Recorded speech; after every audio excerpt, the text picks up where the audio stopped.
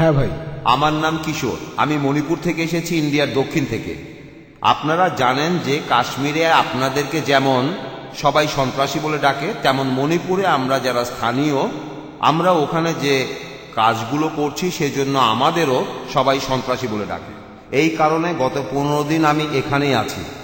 মণিপুরে খবর ছড়ানো হয়েছে যে আমি মারা গেছি।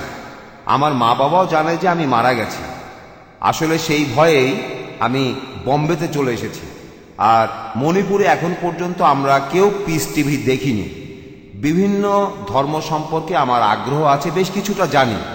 আমি গুরুদুয়ারাতে গেছি, চার্চে গেছি, তারপর বাইবেল পড়েছি, সব জায়গাতে গেছি। তবে আমি এখন পর্যন্ত এটা জানি না যে মুসলিমরা কেন দাড়ি রাখে। আর ইসলাম ধর্মে কি আছে সেটা কোনো হিন্দি বইতে পাইনি, ইংরেজি বইতে পাইনি, মণিপুরেও পাইনি। তাই আমি বলবো আপনারা যদি এই বইগুলো মণিপুরে পাঠানোর ব্যবস্থা করেন তাহলে খুব ভালো হয়। আর আমি যদি এখানে হিন্দি বা ইংরেজিতে কোনো বই পাই তাহলে আমি সেটা কিনতে রাজি আছি। ভাই, আপনি প্রশ্ন করলেন যে কাশ্মীরে যেমন মুসলিমরা যুদ্ধ করছে, জিহাদ করছে, একইভাবে মণিপুরের অধিবাসীরাও যুদ্ধ করছে, লড়াই করছে। আর উনি মণিপুর থেকে চলে এসেছেন, এখানে এসেছেন মণিপুরে বিভিন্ন ঝামেলার কারণে 15 দিন এখানে আছেন। তিনি ইসলাম সম্পর্কে জানতে চান। আর উনি জানতে চেয়েছেন যে মণিপুরে কেন পিস টিভি দেখা যায় না। হ্যাঁ, আর জানতে চেয়েছেন যে মুসলিমরা কেন মুখে দাড়ি রাখে। আপনার প্রশ্ন দুটো। ভাই, কাশ্মীরের কথা আমি আগেও বলেছি যে সবাই জিহাদ করছে, এই কথা আমি বলবো না। সবাই কিন্তু জিহাদ করছে না। এক মিনিট, আমার কথাটাকে ভুল বুঝেছেন। আমি বলছি আপনারাই ঠিক করছেন। আপনার প্রশ্ন বুঝতে পেরেছি ভাই। আচ্ছা, আমি কখনোই বলিনি আপনি ভুল। আর আপনার প্রশ্নটাও খুব সুন্দর। তবে এটাও পরিষ্কার করি, কাশ্মীরে যেসব মানুষ যুদ্ধ করছে অনেকেই হয়তো সত্যিকারের জিহাদ করছে না। কেউ কেউ নিজেদের স্বার্থ উদ্ধারের জন্য খারাপ কাজ করছে। যারা আল্লাহ সুবহানাহু ওয়া তাআলার আদেশ নির্দেশ মেনে যুদ্ধ করছে তাদের যুদ্ধকে বলতে পারেন জিহাদ ফি সাবিলিল্লাহ। আমি ঢালাভাবে বলতে পারি না যে কাশ্মীরের সব মুসলিমই জিহাদ করছে, জিহাদ ফি সাবিলিল্লাহ। এবারে মণিপুরের বিষয়টা নিয়ে বলি। আমি জানি যে মণিপুরে এখন খুব যুদ্ধ চলছে, আর সেই যুদ্ধের কারণে আপনি এখানে। হতে পারে এটা আল্লাহর ইচ্ছা, হয়তো এমনটা আল্লাহর ইচ্ছা। যুদ্ধের কারণে আপনি এখানে এসেছেন। হয়তো এই দুনিয়ায় শান্তিতে থাকার পাশাপাশি আপনি পরকালেও শান্তি পাবেন, ঠিক আছে? আপনি আমার লেকচার শুনলেন শান্তির উপর। পৃথিবীর শান্তিটা হলো সাময়িক, চিরস্থায়ী না, কিন্তু পরকালের শান্তিটা হলো চিরস্থায়ী। এবারে প্রশ্নে আসি যে আমরা দাঁড়িয়ে রাখি কেন, আর মণিপুরে পিস টিভি দেখতে পারেন না কেন।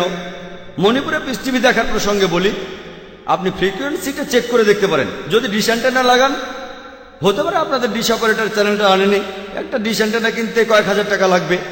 অ্যান্টেনাটা এখন পূর্ব দিকে 68 ডিগ্রি ঘুরিয়ে দেন, আর প্যান অ্যাট স্যাট 10, ইনশাল্লাহ পিস টিভি দেখতে পাবেন।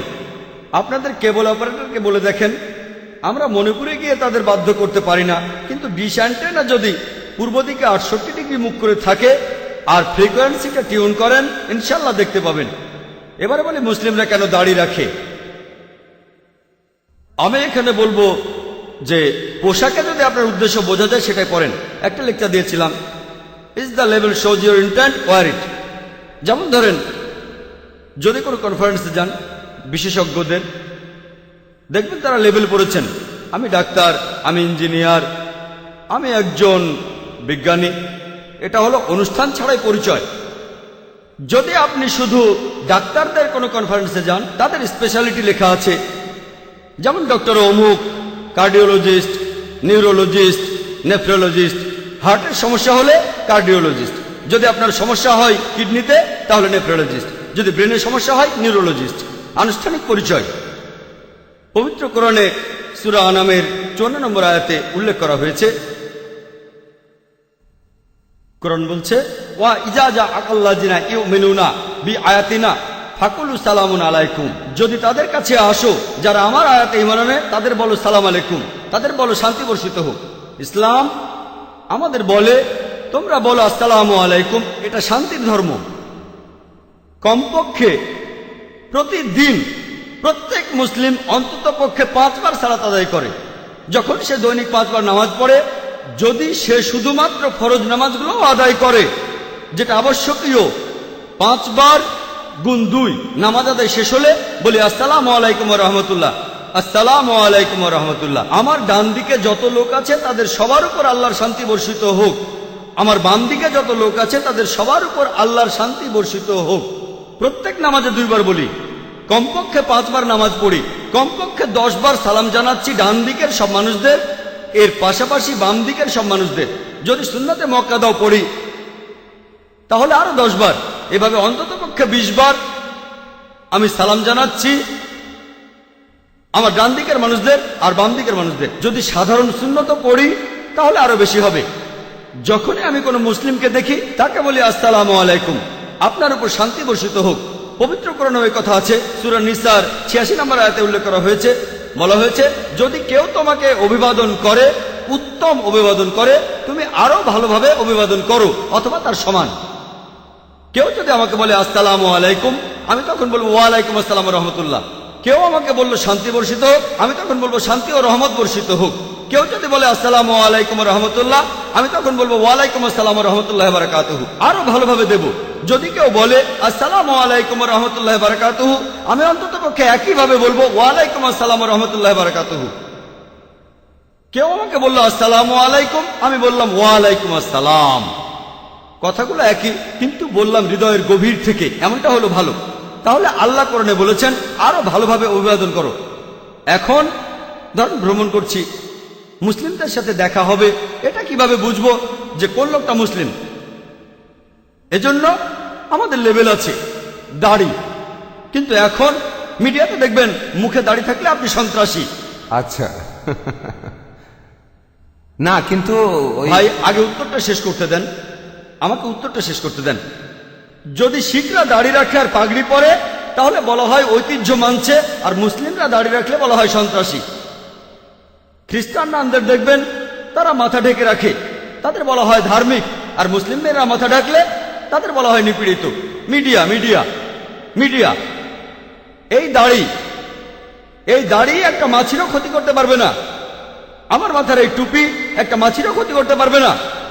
কোরআন পড়লে দেখবেন কোরআনে কোথাও দাড়ি রাখার কথা বলা হয়নি। কোরআনে দাড়ি নিয়ে একটা আয়াতে আছে সূরা তাহার মধ্যে, এখানে 94 নম্বর আয়াতে বলা হয়েছে, সেখানে মুসা আলাইহিস সালাম তিনি তখন দাড়ি ধরেছিলেন, তার ভাই হারুনের, ইহুদিরা বলে অ্যারন, হারুন তখন বললেন হে আমার সহোদর, তুমি কেন আমার মুখে দাড়ি ধরেছ? শুধুমাত্র এই আয়াতটাতে দাড়ির কথা আছে।